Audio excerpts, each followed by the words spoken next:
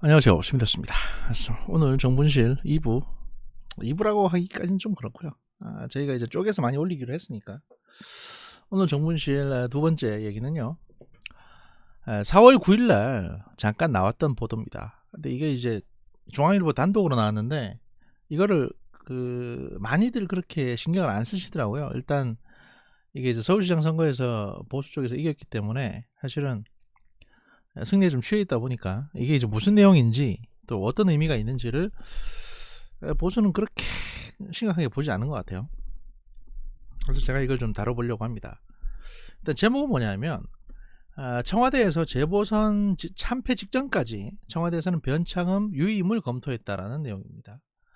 어떻게 보면 이게 아무 의미도 없는 진짜 별거 아닐 수도 있는데 제 눈엔 이게 조금 다르게 보이더라고요. 무슨 얘기냐면 여권 핵심 관계자는 8일 중앙일보의 통화에서, 그러니까 이제 여권 핵심 관계자는 민주당 쪽 내부 사람이죠. 외부에서는 변 장관이 정세균 국무총리와 함께 이번 개각에 포함될 것이라는 말이 많았지만 청와대 내부 기류는 완전히 달랐다며 청와대는 변 장관을 상당 기간 유임시키려 했던 것으로 안다라고 말했다는 겁니다. 변창흠 씨 같은 경우에는 LH 문제로 사의를 표명했죠. 그리고 LH 사건에 어떻게 보면 주모자, 또 이제 직접적인 책임자 같은 의미였기 때문에 책임져라 뭐 이렇게 됐었던 건데 사의를, 또 대통령은 사의를 수용했습니다. 선거를 앞둔 긴급 진화로 해석이 됐었습니다. 문 대통령은 다만 변 장관이 추진한 공공주도형 주택 공급 대책 관련 입법의 기초작업까지는 마무리해야 한다는 단서를 달아서 장관직을 계속 맡겼다는 겁니다. 그런데 기초작업이 뭔지에 대해서는 밝히지 않았습니다. 자, 그래서 근데 국토부는 선거 직전인 지난달 31일, 그러니까 3월 31일에 공공주택 개발 사업의 서울지역 후보지를 발표했습니다. 발표는 한 번에 끝나는 게 아니었습니다. 4월과 5월 서울 시내 2차, 3차 후보지 발표, 6월 경기도와 인천, 지방의 5대 광역시의 후보지 발표. 그러니까 이어지는 일정이었습니다. 이 공공주택 후보지는 도시재생하고도 연결되고 이게 그린 뉴딜하고도 연결되는 부분이거든요. 그래서 지자체 협의를 통한 사업 계획은 7월에나 나옵니다. 이와 관련해서 청와대 관계자는 재보선 직전에 부동산 관련 중요한 일정이 매달 발표될 예정이라며 변 장관의 거취도 이러한 주요 일정에 연동될 가능성이 있지 않느냐라고 했다는 겁니다.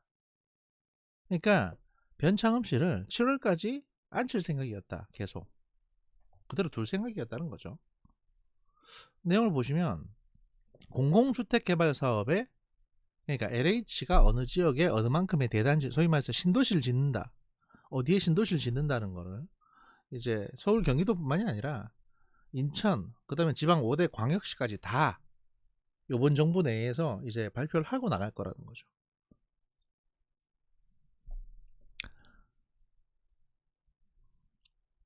여권에서는 변 장관에 대한 유임 계획은 서울시장 선거에서 여당 후보가 접전을 벌일 거라는 오판에서 비롯됐다는 말이 나옵니다. 정부 고위 관계자는 청와대는 여당 후보가 선전한다면, 예를 들어서 뭐 박영선 씨가 한 5%나 10% 차이로 진다면 변창흠 씨가 이제 남아 있더라도 반대 여론을 무마할 수 있다라고 판단했다는 거죠. 그러나 청와대 예상과는 달리 선거에서 대패하면서 변창흠 씨는 유임 계획은 어려워진 것으로 보인다고 말합니다. 그는 이어 변창흠 유임 계획은 여론과 선거 판세를 오판한 정무 민정 라인의 무능을 증명한 사건이다. 만약에 이런 상황에서도 문재인 대통령이 변 장관을 유임하도록 잘못된 조언을 하게 될 경우 청와대 참모 전원이 책임져야 할 상황이 올 것이다 라는 식으로 얘기를 했다는 거죠. 일각에서는 청와대가 여론을 오판한 배경과 관련해서 문 대통령에게 직언하는 참모가 없기 때문이라는 말도 나옵니다. 여권의 핵심 관계자는 문재인 대통령은 공공주도형 주택 공급에 반대하는 오세훈 시장이 취임하면 이사 대책이 무력화될 수 있다는 우려를 해왔다는 겁니다. 변 장관에게 이임한 마지막 주택 공급 대책마저 실패할 경우 내년 대선도 승산이 적어진다고 판단해서, 사실 지금도 승산은 없어요. 변 장관을 최대한 지키려고 했다는 거죠. 그리고 청와대 참모들은 이걸 알기 때문에 여론을 제대로 문재인 대통령에게 보고하지 못했을 가능성이 있다라는 겁니다. 재보선 참패 후에 청와대는 변창흠 장관의 거취를 비롯한 개각의 방향, 규모, 시기 등에 대해 일체 함구하고 있다는 게 중앙일보의 기사 내용입니다. 글자 그대로만 보면 문재인 대통령이 부동산 정책에 애착이 무지하게 많기 때문에 이제 어떻게든 성과를 부동산에서라도 현 정부의 성과를 내려고 하고 있고, 그렇기 때문에 변창흠이라는 사람이 필요하다는 것처럼 보이죠. 그래서 이제 전국에 신도시 만드는 거를 변창흠이 주도했기 때문에 변창흠에 다 맡겨서 발표하게 할 거다. 그런데 이제 이게 여론이 좀 안 좋은 걸 그러니까 선거에서 접전하게 되면 우리 민주당 지지하는 세력도 꽤 있구나. 그러니까 뭐 이렇게 밀어붙여도 되겠지. 근데 좀 이상하지 않습니까? 워딩이 막 앞뒤가 좀 안 맞죠. 무슨 얘기냐면 분명히 변창흠 씨한테 사표를 받았을 때는 LH 건으로 부동산 건으로 큰 위기가 왔으니까 일단 책임지는 모습 보여라 이래서 사표 받은 겁니다. 그런데 변창흠에게 공공주도역 주택 공급을 마무리시켜야겠다. 이게 문재인 정부의 의지고 이렇게라도 해서 부동산 정책을 펴나가야 문재인 정부가 그래도 대선에서 유리할 거다. 전 이게 솔직히 이해가 안 가요. 이 문맥이 앞뒤가 전혀 안 맞아요. 아니 벌써 부동산 정책 때문에 이제 사표까지 받았는데 LH 사건으로 또 부동산 정책의 문제들로 왜 굳이 변창흠이 계속 필요하다고 하는 걸까? 여기서는 마치 문재인 대통령이 필요하다는 것처럼 나왔죠. 변창흠 씨가. 하지만 저는 조금 이게 다르게 보입니다. 무슨 얘기냐? 청와대 참모들이 이를 알기 때문에 여론을 제대로 문 대통령에게 보고하지 못했을 가능성이 있다. 그리고 앞쪽에 말하는 이런 상황에서도 문 대통령이 변 장관을 위임하도록 잘못된 조언을 하게 될 경우 청와대 참모 전원이 책임져야 할 상황이 올 것이다. 이 말은 정부 고위 관계자 입에서 나온 말입니다. 야당이 아니라 민주당 또는 현재 공무원 입에서 나온 말이에요. 자, 행간을 봅시다. 이게 무슨 얘기일까요? 변창흠은 꼭 필요했다는 겁니다. 그러니까 변창흠을 7월까지 유임시켜야 되는 이유가 이 청와대 참모들에게도 있었다는 거예요. 오히려 문재인 대통령이 변창흠을 주도적으로 유임시키려고 한 게 아니라 청와대 참모들이 일단 상황 괜찮으면 변창흠을 7월까지 밀어야겠다. 변창흠이 나가는 걸 7월까지 밀어야겠다는 겁니다. 그 이유는 바로 이거. 4월, 5월, 6월, 그 다음에 7월에 그 LH가 어디에 신도시 짓는다라는 걸 발표할 계획안들이 쏟아져 나올 거기 때문에.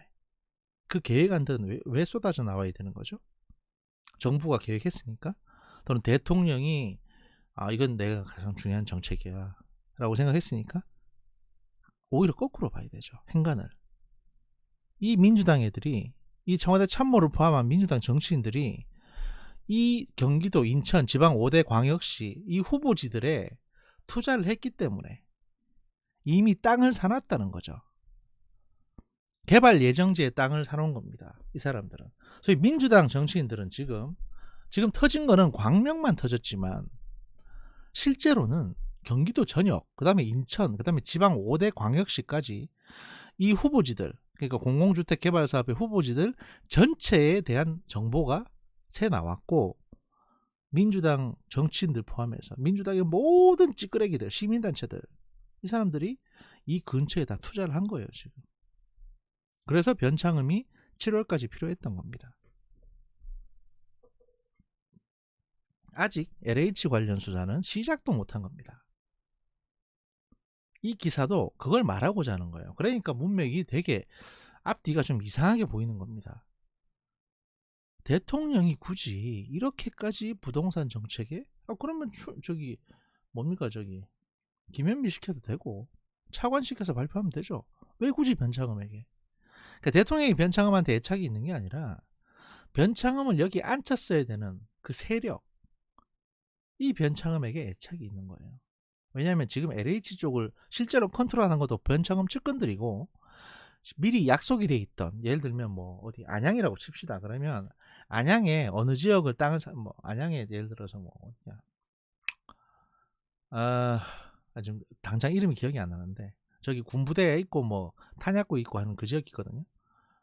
그 지역에 이제 당장 땅을 사놨는데, 또는 그 지역에 인근 도로가에 땅을 샀는데, 해당 공공 아파트 들어설 부지 바로 앞쪽에 맹지 또는 바로 앞쪽에 편의점 자리 같은 데를 내가 사놨는데, 거기가 만약에 지정이 안 되면 난 돈 달리는 거죠. 빚내서 샀는데. 그러니까 거기에 꼭 땅이 지정돼야 돼요. 개발지가. 그러려면 나랑 약속한 변창흠이 여기 있어야 되는 거예요. 나는 변창흠을, 제가 만약에 민주당 정치인이라면 나는 변창흠이 그렇게 하게끔, 변창흠 이 흠 많은 사람을 굳이 무리해서 장관까지 밀어 올렸고, 야당이 전체가 반대하는데도 인사청문회에서 대통령이 결재하게끔, 임명하게끔 밀어 올린 외부 세력이 있는 겁니다. 그리고 이 사람들이 문재인 대통령한테 제대로 보고 안 하고, 박영선 이기고 있습니다. 박영선 뭡니까 서울시장 보궐선거 할 때도 박영선 씨가 조금만 더 따라잡으면 될 것 같습니다라고 허위 보고한 거예요. 왜냐면 일단 만약에 한 30% 밀리고 있다 그러면 당장 변창흠 나가라고 그래라, 그래야 되는 거 아니냐, 이런 식으로 대통령이 말할 수 있기 때문에, 그러니까 아직 괜찮다라고 말을 했던 거죠. 그러니까 지금 문재인 대통령은 패닉에 빠진 겁니다. 밑에 있는 애들이 전부 다 괜찮다고 그래도 도대체 보고를 뭐 이딴 식으로들 하는 거야. 니들 다 바보냐? 이렇게 생각할 수도 있어요. 하지만 이건 얘들 돈이 걸린 문제라서 그래요. 대통령이 광고하는 거는 얘들은 지금 돈 벌 욕심에 눈이 뒤집혀 있는 겁니다. 지금 청와대 참모들, 들어와 있는 양반들, 뭐 행정관부터 시작해서 이제 시민단체 또는 이제 어쩌다 공무원 된 사람들 다 지금 무슨 생각하는지 아세요? 내년 생각해요. 내년에 뭐가 있는지 아세요? 내년에 대통령 선거만 있는 게 아닙니다. 내년에 지방의회, 지자체 선거도 같이 있어요. 시장, 군수, 시의원, 구청장 선거가 다 있습니다. 이 양반들 지금 청와대 경력 가지고 거기 가려고 그래요. 자, 그렇다 보니까 이 뉴스뿐만이 아니라 엊그저께 나온 이 뉴스도 예상치 묘하게 보이는 겁니다. 송영길 지금 당대표 선거 나온다 만다 뭐 이러고 앉았는데, 민주당에 무주택자 집값을 5에서 10%만으로 살 수 있게 대출 규제 다 풀어야 된다. 이게 무슨 얘기일까요? 뭐 내용은 복잡합니다. 뭐 어디 가서 뭔 얘기를 했는데, 이 송영길 인터뷰는 제가 나중에 다시 한번 풀어드릴 겁니다. 조만간. 근데 핵심은 뭐냐면, 지금 이 무주택자들이 집을 못 살 정도로 집값이 확 올라갔고, 그 다음에 대출 규제도 40%에 집값을 40% 60% 이렇게 묶어 놓으니까 10억짜리 집을 사고 싶은데 4억밖에 안 빌려준다. 그러면 돈 6억이 없는 사람이 어떻게 10억짜리 집을 사냐. 그러니까 10억짜리 집을 사고 싶다 그러면 9억까지 빌려줘라 라고 하는 거예요. 그러면 어떻게 될까요? 9억까지 빌려서 집을 사게 되면 어떻게 되는 겁니까? 다시 부동산이 폭발적으로 올라갈 겁니다. 일단 이 양반들은 당장 오르는 거 생각하지 대출 이자 생각 안 하거든요. 주택담보대출 같은 경우에는 이자가 그렇게 높은 편은 아닙니다만, 그것도 이자 장난 아닙니다. 근데 생각해봐요. 한 9억을 빌리면 이자가 얼마인지 아세요? 월급을 다, 한 달에 월급을 이자에다 꼬라박아도 그거 못 갚아요. 그럼에도 불구하고 이렇게 얘기하는 거는 뭐냐면, 돈 없는 사람들이, 그러니까 1억밖에 없는 사람들이 9억 빌려서 10억짜리 집을 사라는 얘기가 아니고, 부동산 투자하고 싶은 돈 많은 사람들하고 부동산에 더 투자해서 더 부동산 가격을 올릴 기회를 마련해 주려는 겁니다. 그래야 자기들이 투자한 공공주택지나 자기들이 투자한 부동산도 올라갈 거니까. 그러니까 이 양반도 지금 민주당 내에 부동산 투기꾼들의 표를 얻고 싶으니까 이러는 거예요. 실제로 지금 부동산 투기하는 사람들은 민주당 쪽에 이 한몫 잡아보자고 뛰어든 인간들하고 진짜 돈 많은 인간들, 이 둘뿐입니다. 중산층은 부동산 투기할 여력이 없어요. 젊은 층은 차라리 그 돈 있으면 비트코인 하지. 부동산 투기가 뭐 금방 돈 꽂는다고 금방 뭐 집이 오르고 이런 거 아닙니다. 미리 내다보거나 적어도 2년 정도는 몇억 대출 받아서 2년 정도는 이자를 갚아 나갈 수 있는 능력이 있어야 할 수 있는 건데, 20대가 30대 그걸 어떻게 합니까? 결국엔 이것도 부동산 폭등시켜서 자기들이 투자한 지역에 돈 벌려고 하는 것밖에 안 되는 거예요. 참고로 송영길 씨는요, 한국이 핵무장을 해야 된다는 얘기까지도 한 분입니다. 자, 대통령 고립돼 있고 지금 이 전체가 다 투기판으로, 민주당 전체가 다 투기판으로 되어 있는 모양새입니다. 이렇게 되면 다음 정권은 누가 들어오든 간에 이 부동산 문제 가지고 검찰, 경찰 모든 수사력을 동원해서 탈탈 털어야 됩니다. 공수처까지 다 동원해서 모든 공직자들에 대해서 탈탈 털어야 돼요. 이게 안 되면 나라는 진짜 엉망진창 되는 겁니다. 집값은 홍콩처럼 20억, 30억대로 올라갈 수밖에 없고, 집이 없는 사람들은 죽을 때까지 월세 살아야 돼요. 그것도 한 달에 한 100만원, 200만원짜리 월세를.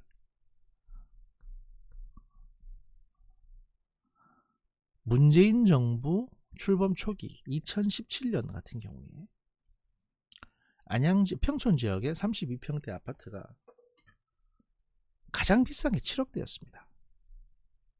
7억에서 8억 사이. 그런데 지금 12억에서 13억, 14억을 호가하고 있습니다. 단 문재인 정부 3년 동안 오른 거예요. 거의 절반 올랐죠. 절반 올랐어요. 얼추 치면 절반 올란 겁니다. 그런데 우리 경제가 50% 성장했나요? 아닙니다. 집만 올랐어요. 이거는 이 정책이 대출을 규제하고 수도권 지역에 아주 특수한 시장 환경을 만들어놔서 그렇습니다. 모든 부동산을 한정판 이래버렸어요. 그러니까 집값이 오른 겁니다. 과거 삼호목님이 쓰셨던 글도 제가 소개시켜 드렸는데, 그거 사실 그게 그대로입니다. 거의. 전 이 양반들이 그런 투자를 했다고 봅니다. 솔직히 말씀드리면. 김의겸 씨조차도 그렇게 해서 10억 가지고 한 36억까지 튕기셨잖아요. 이 양반들은 다 그렇게 해놓은 겁니다. 그러니까 돈에 눈이 멀은 거죠. 그리고 그 종잣돈은 태양광 팔고 뭐 팔고 해서 얻었겠죠. 원래 이거 어떻게 보면 합법적인 뇌물이고요. 합법적인 도둑질입니다. 그런데 문제는, 그렇죠, 이명박 같은 경우에도 뭐 22조 어쩌니 도둑질 했네 말았네 말하지 않습니까? 이명박 같은 경우는 4대강을 파고 기업들에게 주면서 거기서 조금 떼먹었다면, 얘들은 전체 부동산을 다 폭등시키고 그 사이에 자기들 거를 슬쩍 넣어서 이득을 뽑은 겁니다. 그럼 나머지 사람들은 다 죽어요. 지들 좀 잘 살겠다고. 지들 좀 잘 살고 싶다고 나머지는 다 죽는 겁니다. 그냥 다수는. 이게 부동산 투기가 가장 무섭다는, 그러니까 어떻게 보면 이 사람들은 부동산 투기의 가장 최악의 범죄를 저지른 겁니다. 지금도 그렇게 하고 있고요. 2부 이 사건은 여기까지 하겠습니다. 바로 이어서 다른 사건 또 소개시켜 드리겠습니다. 잠시 뒤에 뵙겠습니다.